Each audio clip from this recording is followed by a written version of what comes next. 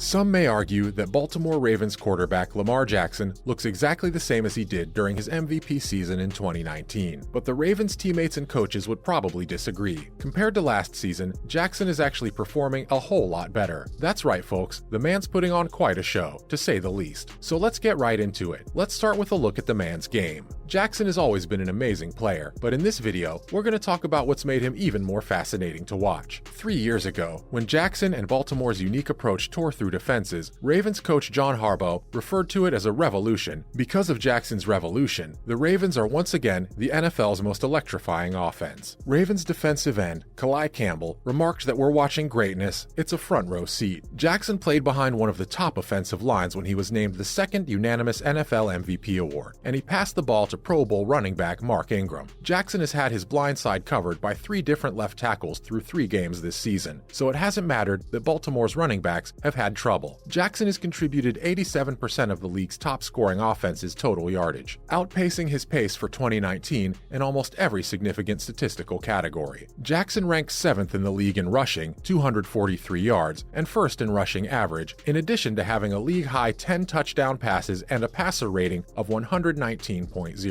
Now, let's move on to what's changed. Next, what are the odds? Jackson now has 7-to-1 odds of winning NFL MVP, down from 22-to-1 in February, the 8th best odds, tied for 3rd best with Jalen Hurts, while Josh Allen and Patrick Mahomes are 1st and 2nd. According to Harbaugh, he's kind of driven to play his way, and his way is winning football. Some questioned if Jackson would regret exercising his 5th-year option with no further compensation guaranteed. Others believed that since there was no contract renewal, he would become distracted or adopt a more conservative playing approach. Jackson's response has been fierce and focused, and it may ultimately reset the quarterback market and rewrite the history books. He's the first NFL player to have consecutive games with at least 3 touchdown passes and 100 yards rushing. His total of 12 touchdowns, 2 rushing, outpaces the other 31 teams by more than 30. The Detroit Lions have as many as him. When asked if he takes pride in these never-before-seen performances, Jackson responded by saying that he just wants to win, and by doing that, he got to do what he wanted to do, play Lamar football. Moving on, hitting the nail on the head. Jackson used to leave the pocket if there were no available receivers or if he felt immediate pressure earlier in his career. He's currently making end-zone catches through the slightest of openings. According to NFL Next Gen stats, his 16-yard touchdown ball to tight end Mark Andrews on Sunday, who leaped above Patriots safety Devin McCourty, had a 13% completion probability. This is the worst completion Jackson has ever had and the worst touchdown pass in the NFL this year. Jackson later made a 4-yard touchdown pass in the corner of the end zone to wide receiver Devin Duvernay. Duvernay was separated by 0.7 yards. Jackson was described by Andrews as one of a kind. He added that no one is truly capable of doing what he can accomplish for a team. When he is thrown into small windows this season, Jackson has a league-best 3 touchdown passes and 0 interceptions. When throwing with less than 1 yard of separation last season, he had 0 touchdown passes and 4 interceptions. Jackson stated that he's simply getting them the ball. That's all. He believes his men will make that play, and he's 100% confident in them. In fact, all he talks about is giving them a chance. Coming up, the engine is bigger. Nobody fully understood the impact of Jackson bulking up to 230 pounds and gaining more than 10 pounds of lean muscle.